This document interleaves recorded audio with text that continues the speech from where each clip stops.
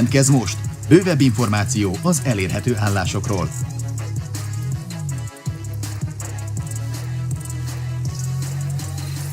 For the second time, and on this talk we're going to talk about the latest and wildest IoT attacks I've observed over the last year. Specifically, it was starting about recent years, but just last year would have been enough to make a hell of a talk. So with that in mind, let's dive in. So first about me, my name is Barak Sternberg. I'm a founder at WildPointer, a security services company. Also have this funny title of hacker in residence at venture capital, Wild Ventures.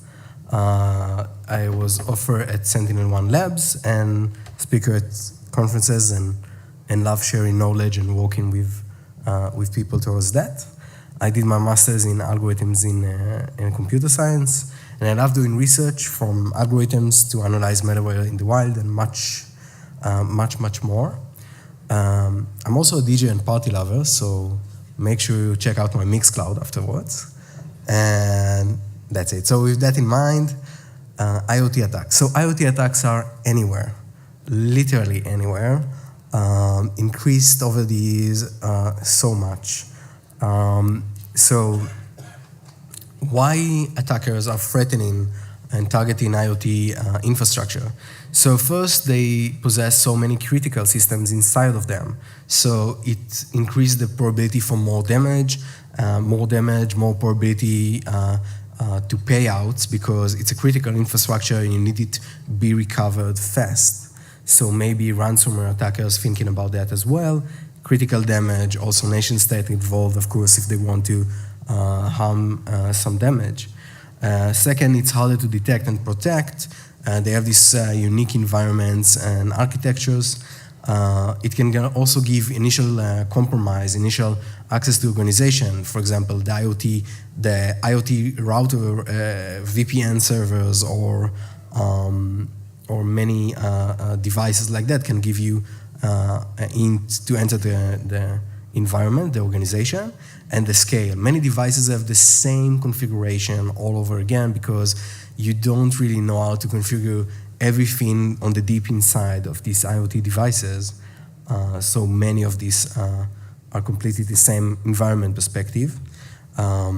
So what are attackers using that for? So first, deploying ransomware, double extortions, many stuff like that. Deploying DDoS attacks, stealing source code, technological source code, and much more, crypto mining, damaging critical infrastructure. We're going to see that and much more. So according to Kaspersky report, more than 1 billion attempts to infection has been done on the first half of 2021. And the most targeted industry, not surprising, critical manufacturers, large companies, and facilities. Hundreds of CVEs as well. So our first wild story is going to be about, well, yes, the Ukrainian invasion by Russia, but specifically on the cyber warfare behind all of that, and the industry too. So recap, the attack starting targeted banks, government entities, internet satellites, energy providers. Actually, what was critical was targeted. So they tried to target anything. Specifically, when I mean them, I mean Russians to the Ukrainian critical infrastructures, and they tried to disable electricity. Well, fortunately, only tried. They disabled satellite internet connectivity. They damaged and wiped critical infrastructure data for making it slow recover. And they used so many different malwares developed for the first time seen there. In the story 2, which was, I will discuss it much more later, which was able to control IoT devices, the power grid and substations to make them unavailable and damage them, wipers, multiple OS versions, and also they disabled the services inside this PC. So whenever they reach to some computer network, they would disable all communication outgoing and ingoing. So for example, if it's a Linux server, it would be much harder to recover, gain control of the system, and try to recover the damages being done currently.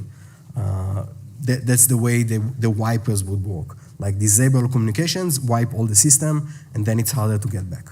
So a little bit intro about the group assumed to be behind it, the Sandworm APT group. They assumed to be the part of the GRU, wanted by the FBI as well, Unit 74455, multiple attacks since 2007, causing blackout in Ukraine, DDoS, ransomware, and much, much more. So on these scenarios, the main efforts were focusing on, first, the bank and Ukraine governments, usually with intention to make the most harm they could do, using the Caddy wiper and the Hermetica wiper. The Caddy wiper is the hard disk wiper for the Windows. The Hermetic wiper was another version doing that, and also they're using Linux wipers to maliciously harm and destroy hard disks in Solaris, in Oracle environments, in Linux servers, and much more. Energy providers were attacked as well, of course also by the destroyers and the Caddy wiper in a second version. So much attack has been done concurrently. The first line of attacks I want to speak about is the wipers themselves. So the first Caddy wiper was interesting piece of malware, recursively iterating the years, overwriting maximum of 10 megabytes, probably to make it faster. Remember, keep in mind the main intention was to just make your computer unavailable for the longest period they could, to make the most damage. They use write file with zero, just Cisco write file with zeros. They also rewrite the old partition table, the MBR and the GPT to zero again. The second version has its own loader. I don't know if it's a kind of a trolling mechanism, but they use the patched IDA debugger binary. They use the Win32 remote binary from the plugin from IDA and patched it with their own shellcode loader. They use also a key and a shellcode path as an argument to decrypt the shellcode on the fly, and also a time to execute. And actually that's an interesting point, because that's the way they try to avoid scheduled tasks. So they didn't use scheduled tasks in the second version, but just using this time to execute the argument and execute it after some time probably has passed. Okay, the Linux wipers were using like leaving off the land kind of techniques, the shredder binaries. They use DD like to completely destroy hard drives. They do it parallelly. They disable also the communication, as I told you, and they also try to remove systemd unit configurations to make sure no auto reloads are happening. So this is part of these bash scripts inside. So this was the wipers. What about the destroyer itself? So timeline speaking, we don't know much because not much was actually published out there, but Russia invades Ukraine on the 24th of February. Until the end, it is presumed that Sandworm APT compromised some energy facility with high voltage substations, and the attack starts actually on the 8th of April. So when the attack is starting, they try to do a scheduled task. It is immediately, actually, as we know, detected and removed. Only a couple of days after the Ukrainian state informs about it, and one day after, actually the FBI, the NSA, many groups like that, actually inform about a new threat, about a new malware that might want to be used, called Pipe Dream, which can actually have much more damage. Fortunately, we didn't see any evidence for it in the wild. So the industry, to just recall it, goes way back to 2016, caused a blackout for an hour in the Ukrainian capital, had this cool ability to speak IEC 104, IEC 110, OPCOA, many like kind of PLC, ICS protocols. It directly controls switches and circuit breakers. I think one of the most amazing point about this attack is that they were trying to maliciously harm the protection relays. So they used this 0 day to destroy the protection relays close and shut down, switch off all the electricity devices. And then when you manually open up these electricity devices, all your system would break up because you don't have protection relays. So they used a 0 days, specifically here, DCV, DOS packet to Siemens, to crush the protection relays inside their system. And you can see actually, it's from the beautiful Dragos paper. On the left, you can see a crushed DOS packet, crushed device after sending this DOS packet. This was the Indestroyer, the first Indestroyer, and now we go a little bit high level in a sense for electric grids operations. So like in a deep kind of sense, we have the SCADA clients controlling this PLC and stuff like that.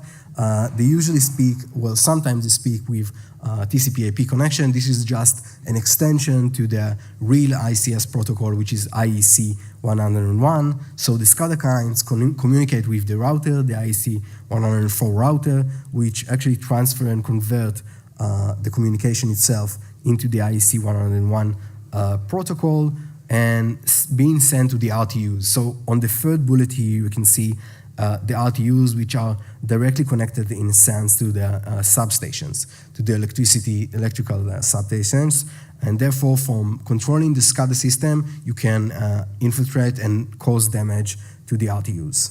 Cool. So in much more higher level, this is how probably a templated kind of electricity facility would look like. So an energy facility would compromise from many composed from many things inside. So the HMI, the energy, the engineering workstation, OPC servers, much more. Many of them working again as TCP/IP connection through the router to the slaves, the RTUs. Some communicate freely with the PLC, the OPC, with its own protocol to the PLCs themselves. And what the attackers tried to do in the first Indestroyer, also in the second, didn't manage that successfully in the second, fortunately.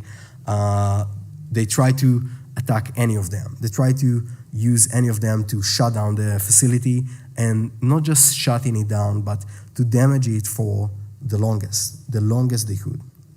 So the original intent by the awesome asset blackout talk this year was that the original intent was to de-energize the power lines, deny operators visibility and control. This was the original intent. In the new version, they were also trying to wipe all the hard drives and all the hard disks. So even if you could like get control again of your system, of your SCADA, it would be much harder to recover and make control again because you don't have all the system you need. You don't have the binaries. They disabled the protection layers and waited. Waited for what? For manual operation. Manual operation is done, and then physical damage would cause because the protection relays are now going to be disabled. They actually involved it with more things, but it's, if you want to read it, it's more in the asset paper. They try to switch on and off multiple times of the substations to make abruptions in the power grids themselves. So auto shutdown of specific substations will occur. That's an astonishing way to do that. So in the story 2, specifically reverse engineering in the story 2 shows us many interesting things. They were doing task scheduling that was detected. The logs, debugs log anywhere, like a little bit obscure, but kind of understandable. Non-privileged account was needed, so no admin account because they were speaking through the internet, like the LAN communication through the router themselves. So no admin access was needed. You can actually see that on the XML schema, which is the correspond to this task scheduler on the right here.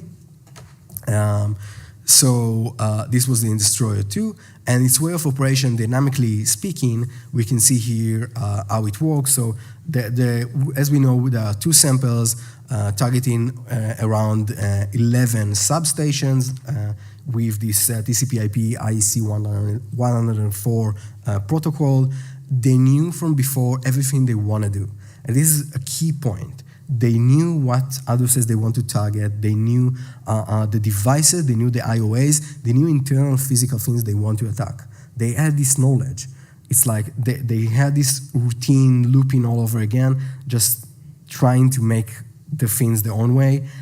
They actually, a funny thing is that they don't even kind of listen to the responses, which is more like giving you the feeling that they didn't really need that. They had all the assumptions, they had all the knowledge they need before. So you can see the packet sniff from the in Destroyer 2 and this way of work, just shutting down things on and off correspondingly to what they want to do. So I don't know, like we don't know, sorry, we don't know specifically what was the purpose in every single RTU on and off switch, but we for sure know that some of them were trying to target it by kind of island kind of attacks. There's on and off would cause harm because the much things would be in the system, overuse of the system, and hence would make crashing happens.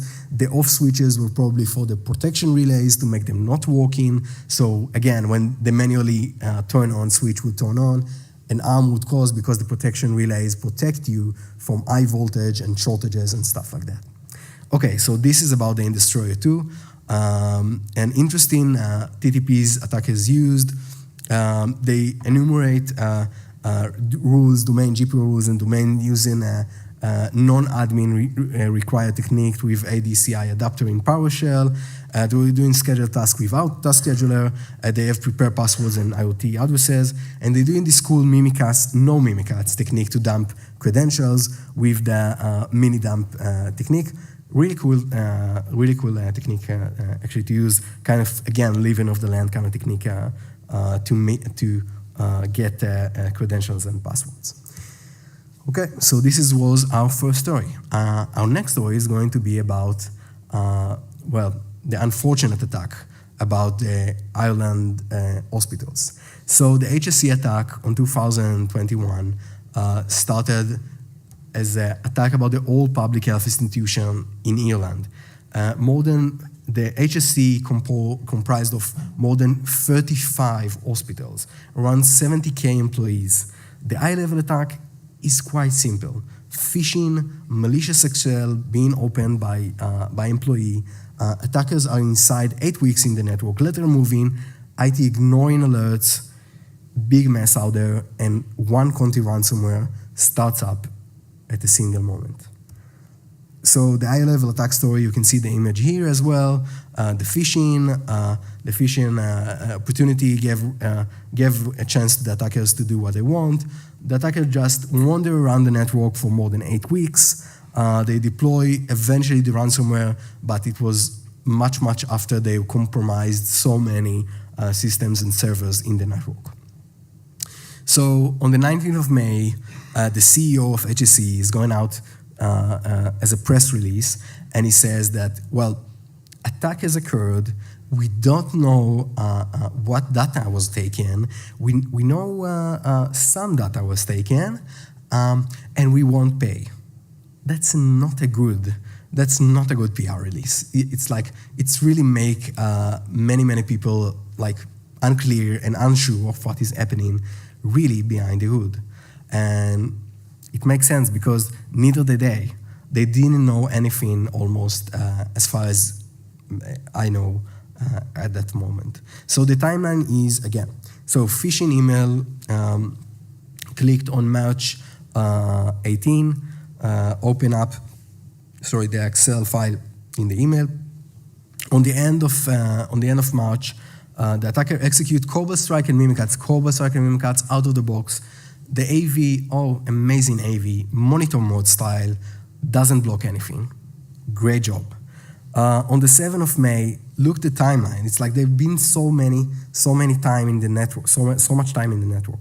The attacker first gained admin privileges, probably with known password. So the attacker goes home, looking over the dark web, finding the password, and go back and just enter the password.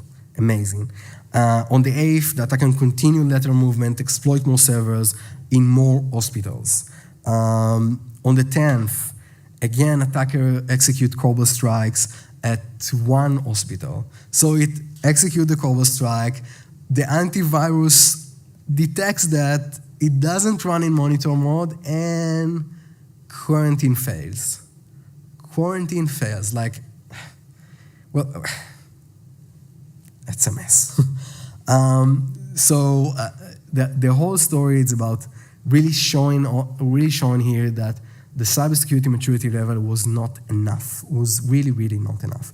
On the 10th of May, one hospital SOC actually noticed again Cobalt strike alert. So eventually the SOC team get involved. They asking the security provider whether they should be concerned, but the security provider says that, well, we removed the Cobalt strike from your PC, so the risk is low. What with other PCs, what with other networks, what with cleaning up the PC itself? Nothing. So the whole corresponding about the security was way bad in my perspective. Attacker, again, one day after attacker brute force domain passwords, it fails and then execute one day popular, one day successfully on the system, because systems were kind of a medical NIMI system, so no updates, many times no updates, so the system were really unupdated, antivirus rules and much more. I think one of the most astonishing things is that on the 13th of May, the security provider itself said to the SOC team, look, you have intrusion into your system. There are threat actors threatening your system, Cobalt strike, stuff, mimic, whatever. And you know what they did? They just restarted the servers. They just get to the server team and tell them, okay, we have been compromised, so let's do full-on restart. That's really bad. One more thing, it's all, by the way, it's all based on the PwC report, over 160 pages, amazing to read, so many conclusions, so many things to get from it and understand how we need to do better security. One hospital detects the attack, it resets all the password, do all things correctly, but it doesn't inform any other hospital. It doesn't inform any other systems, any other networks. So it protects itself, the hospital, but it doesn't help the others. They don't share the knowledge. On the 13th, they execute the ransomware with all the exploited hospitals. This is about the Conti-ransomware. So the Conti-ransomware encrypts file parallelly. It used the CHA-8 symmetric encryption. It removed backups. It actually have this cool ability to encrypt remotely the backups in the Vim backups, but probably for more service backups as well. It removed backups also locally. It also look all over them. It also have this cool partial encryption feature to make it probably faster and avoidable and non-detectable in a sense. So it do encryption with jumps of 1 megabyte each, so it doesn't encrypt anything, it just encrypts part of it, but it will still doesn't help you to recover your systems, right? It's all it needs. It's all what it needs. Cool. So the impact was really bad. Many cancellations, CT, XRIs, X-ray, MRI appointments, and many more canceled because the IT system was interrupted. I think more than 20 hospitals infected. Also comments in the web which made me cry because like people waiting for treatments and then cybersecurity attack happens and they can't get the treatment. Eventually, the attacker, I don't know if they gain conscious, but they sent out the keys eventually because they tell them we don't pay. They sent out the keys, but still it didn't help because it took so long to recover the whole systems. So in conclusion, more than 20 hospitals got impacted. Appointment and IT system got shut down. The hacker demanded initially $19 million, but sent out the keys nevertheless without payout.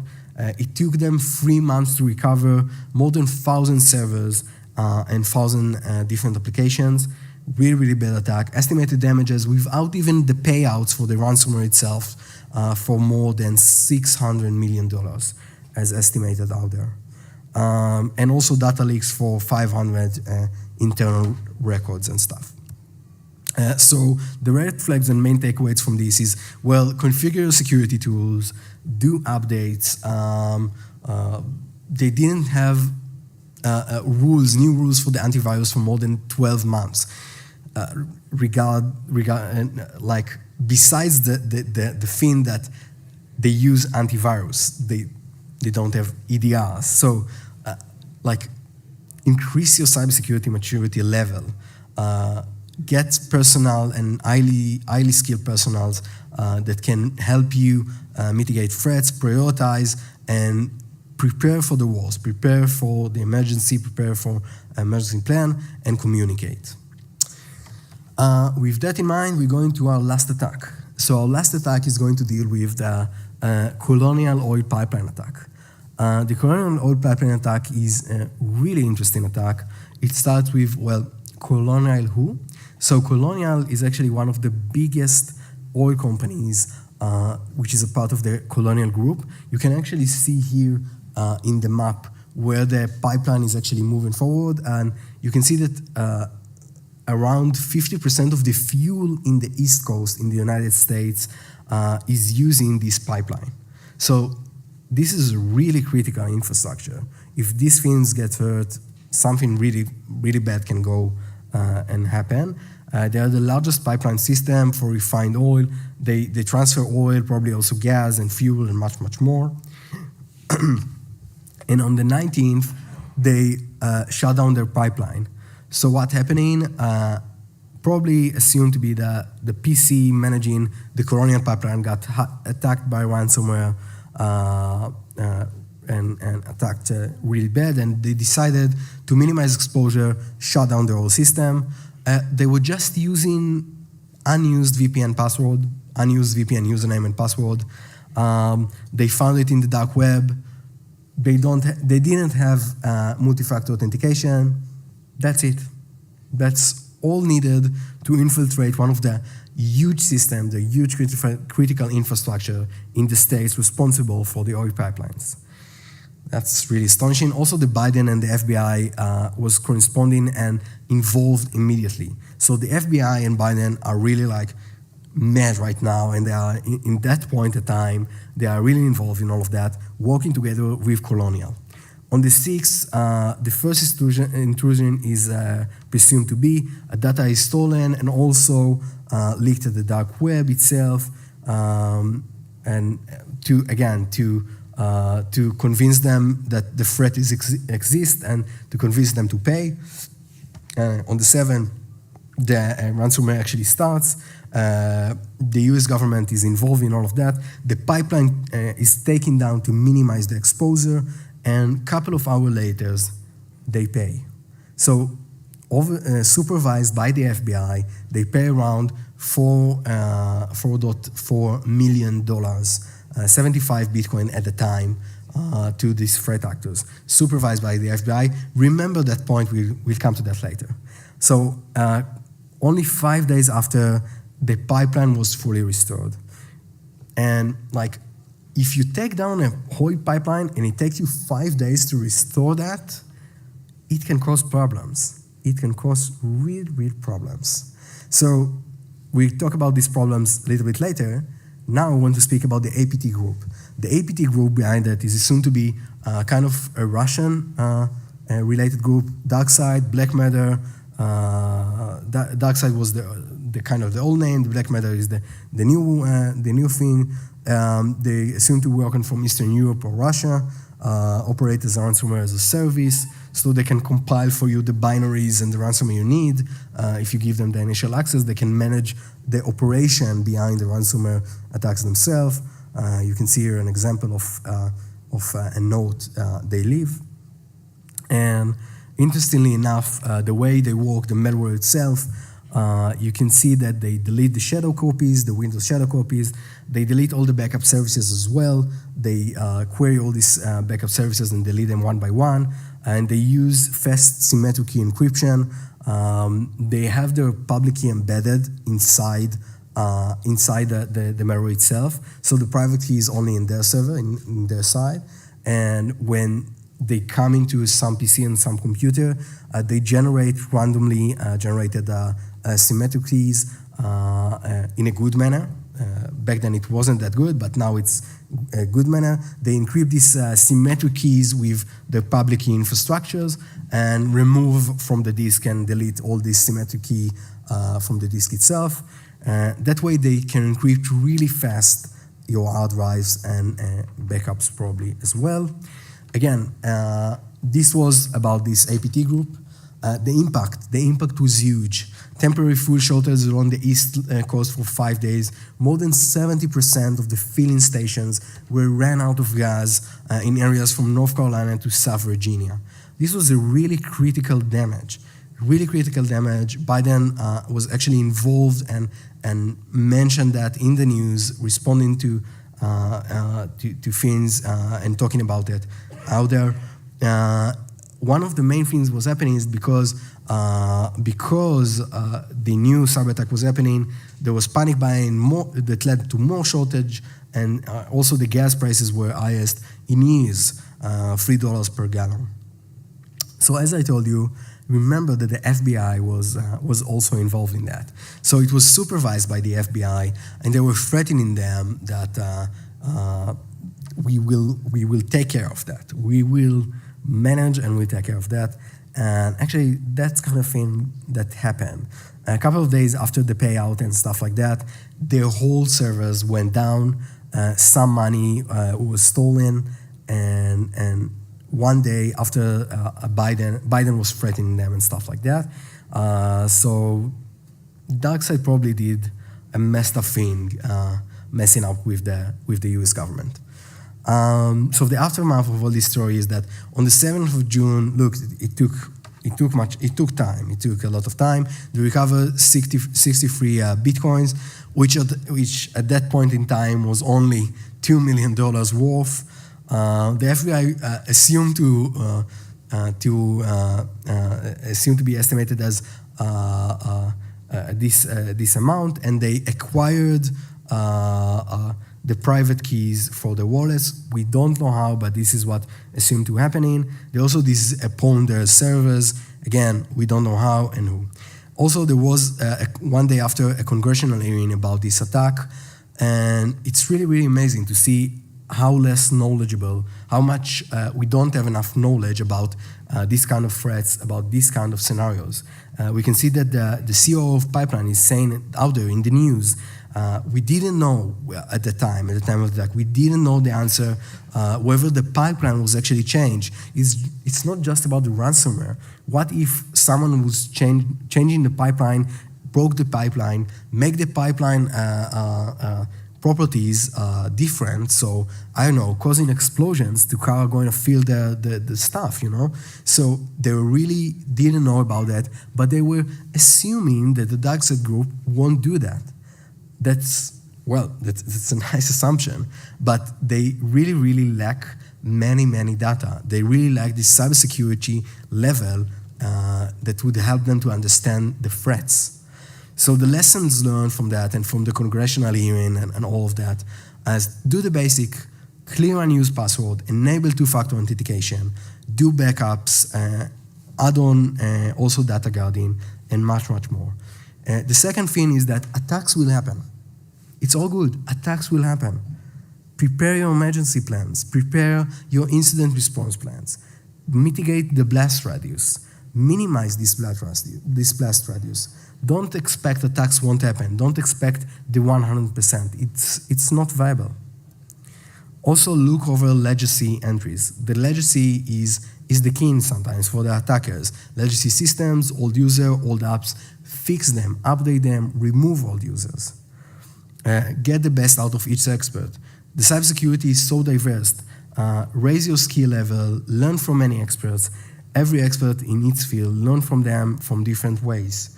And of course, after all, increase your cybersecurity maturity level. Understand how to configure your security tools. Understand how to educate your personnel. Increase the skilled personnel inside your system that working here with you. With that in mind, this concludes my last story about that. I want to thank you all for being with me here today.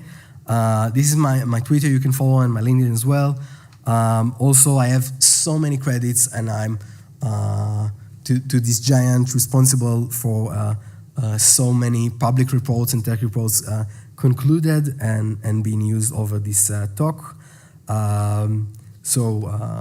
With that in mind, that's it. Thank you very much.